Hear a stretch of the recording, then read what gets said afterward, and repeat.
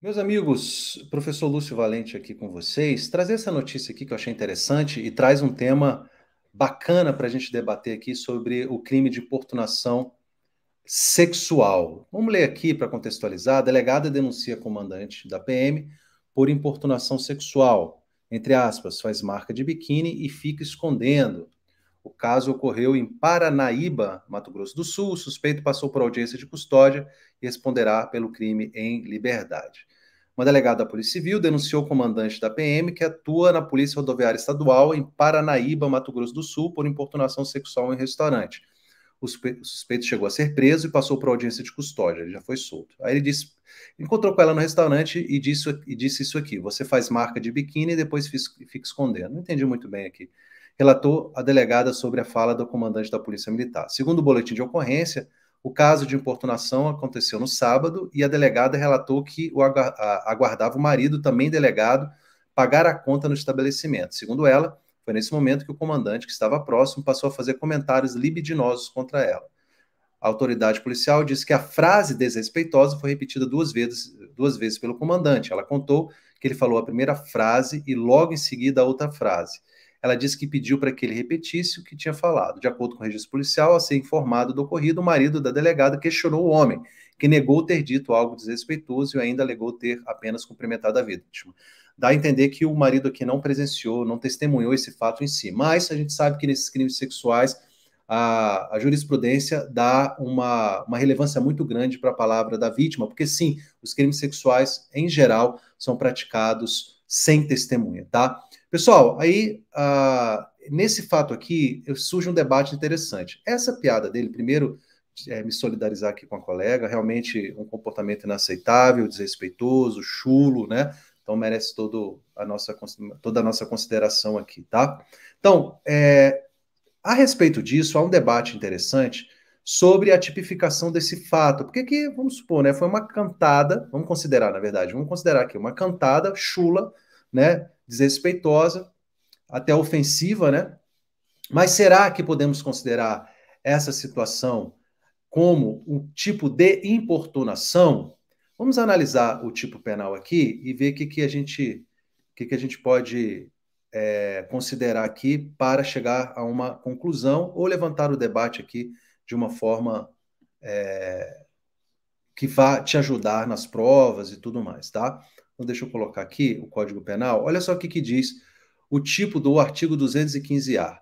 Praticar contra alguém e sem a sua anuência ato libidinoso com o objetivo de satisfazer a própria lascívia ou a de terceiro, pena reclusão de 5 anos, se o ato não constitui crime mais grave. Esse tipo penal aqui, ele, na verdade, em 2018, né, ele foi incluído pela Lei 13.718 e foi revogada uma contravenção penal que se chamava importunação ofensiva ao pudor, né? E aí, essa situação de cantada e tal era inserida nessa situação de importunação ofensiva ao pudor, que era importunar alguém. E aí, a importunação sexual ficou mais detalhada, porque ele usa esse termo aqui, ato libidinoso. E aqui é que surge o problema. Por quê? Porque a pergunta é: uma cantada, por mais chula que seja, ela é um ato libidinoso? Ou esse ato libidinoso precisa ser, por exemplo, um toque lascivo, um beijo, alguma coisa assim? Lembrando que esse tipo de importunação sexual, esse tipo penal de importunação sexual, nasceu de casos concretos, principalmente em transportes públicos. Teve um caso, acho que foi no Rio de Janeiro ou em São Paulo, que o sujeito chegou a ejacular numa das vítimas lá, né? O sujeito, enfim, absolutamente, né, sem sentido isso. Então foi criado esse tipo penal para substituir a contravenção penal. Praticar contra alguém sem a sua anuência o ato libidinoso. Muito bem, então vão surgir dois posicionamentos em relação a essa importunação sexual sem o contato físico, por meras palavras, por uma cantada, por uma frase de cunho sexual dita para a vítima. O primeiro posicionamento eu acredito que vai ser o preponderante, vai considerar decisões recentes do STJ que já consideraram o crime de estupro sem o contato físico. Você tem decisões desde 2010 do STJ e você tem posições do STF que consideram, em outro tipo penal, o artigo 213, e o crime de estupro de vulnerável, você considerar o crime de estupro sem contato físico, inclusive no que a gente chama de estupro virtual, ok? Vou deixar os julgados aqui para vocês. Então, o STJ e o STF hoje entendem que é possível, sim, o crime de estupro de vulnerável, sem o contato físico. Muito bem.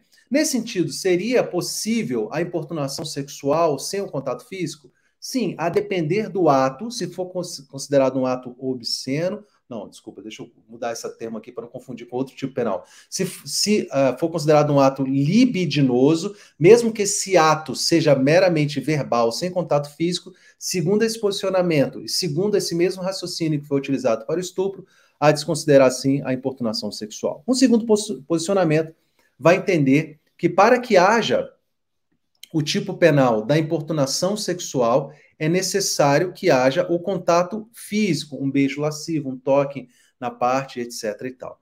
Para provas objetivas, eu acho difícil ser cobrado dessa forma agora, mas se for cobrado, você pode.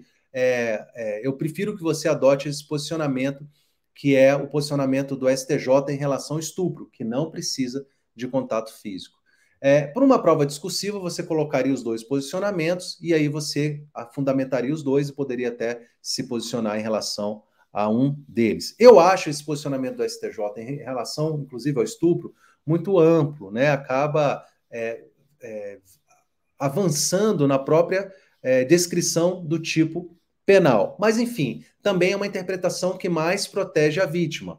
Então, fica o debate aí interessante. Então, resumindo a história aqui, essa cantada, né, essa cantada lasciva, essa cantada de cunho sexual, pode gerar o ato libidinoso para a importunação sexual? Eu entendo que a jurisprudência deve caminhar nesse sentido, apesar de haver posição contrária. Beleza? É isso, estudem esse tema aqui. Eu vou deixar um resuminho que está inclusive no meu material, deixa eu compartilhar com vocês aqui.